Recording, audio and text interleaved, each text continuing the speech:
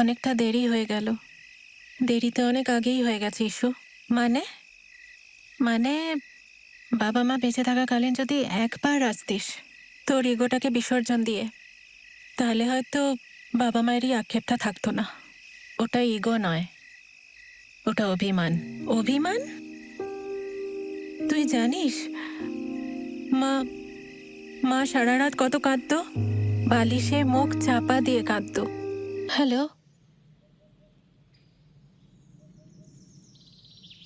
আর কেমন আছে? যাই হোক শোন, আমি এখানে সব কাজ ভালোভাবে করে ফেলেছি, তুই চিন্তা করিস না। আমি জানি রে, আমি তোর কষ্টটা বুঝতে পারছি, কিন্তু কি করব বল, এখানে বডি প্রিজার্ভ করে রাখার কোনো ব্যবস্থা নেই রে। আমি সবটাই বুঝতে পারছি, তুই চলে আয়। আমি হ্যাঁ শোন, আমি সোনকুপি ফরেস্ট রিসর্টে আছি, আমি তোকে লোকেশন পাঠিয়ে দিচ্ছি।